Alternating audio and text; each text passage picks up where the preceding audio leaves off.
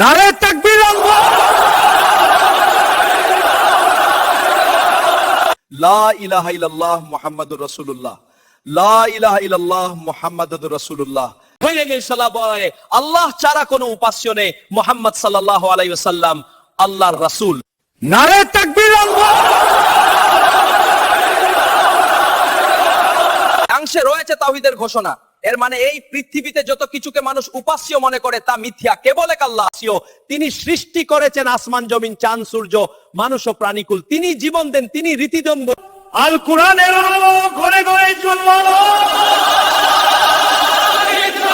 আল্লাহু লা ইলাহা ইল্লা হুয়াল হাইয়ুল কাইয়ুম। আল্লাহ তিনি ছাড়া কোনো আকাদি সম্মত কোনো উপাস্য নেই, তিনি চিরঞ্জীব, সর্বজীবন ধারক। সূরা আল বাকারা 65-33 পড়েন। আল কোরআনের আলো ঘরে ঘরে জ্বলমানো। অর্থাৎ মানুষের হৃদয় সবকিছু কেবল আল্লাহর কাছে নত জানানো হওয়া উচিত, তার ইবাদত। আমাদের জীবনের প্রতিটি কাজ, চিন্তা ও ভালোবাসা শুধু আহার সন্তুষ্টির জন্য হওয়া উচিত। মুহাম্মাদুর রাসূলুল্লাহ, হযরত মুহাম্মদ সাল্লাল্লাহু আলাইহি ওয়াসাল্লাম। নারে তাকবীর আল্লাহ।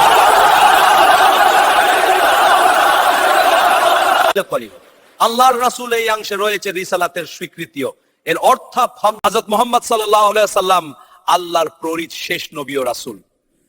তিনি আমাদের কাছে কুরআন নিয়ে এসেছিলেন আলোকের দ্বিতীয় মানুষকে অন্ধকার থেকে মুক্তি দিতে। নারে তাকবীর আল্লাহ।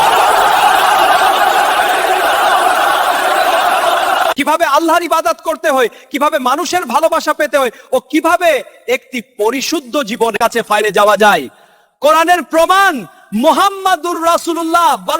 মাও আশিদ্দাউ আলাল কুফারি রহমাউ বাইনাহুম।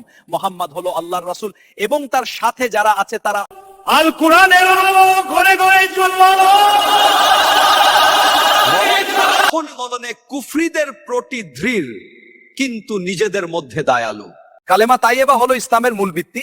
একটি শুদ্ধ মনস্তাত্ত্বিক বিশ্বাসে যখন মানুষ এই কালেমা উচ্চারণ করে, তখন তার মন জীবনের গন্তব্য ও পরলোকের উপযোগিতা একমাত্র আল্লাহর কাছে নিবেদিত হয়। তখন তার মন জীবনের গন্তব্য ও পরলোকের উপযোগিতা একমাত্র আল্লাহর কাছে নিবেদিত হয়। নারে তাকবীর আল্লাহ। এই কালেমার মধ্যেই রয়েছে মনের শান্তি, রূহের আলোক ও জীবনের শুদ্ধতা। যারা এই কালেমার অর্থ বুঝে মন থেকে গ্রহণ করে, তাদের জন্য আল্লাহর রহমত, জান্নাত ও নিরাপত্তা নিশ্চিত।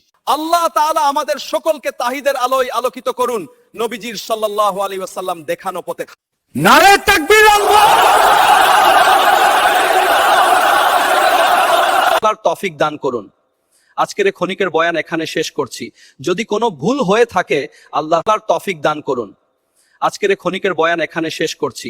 যদি কোনো ভুল হয়ে থাকে, আল্লাহ ক্ষমা চেয়ে নিচ্ছি। সকলের জন্য রইল দোয়া, আল্লাহ আমাদের সবাইকে ক্ষমা, হিদায়াত দান করুন ও দ্বীনের পথে আতল রাখুন। আসসালামু আলাইকুম ওয়া রাহমাতুল্লাহি ওয়া বারাকাতুহু। নারে তাকবীর আল্লাহ। আল কোরআনের আলো ঘরে ঘরে জ্বলমানো।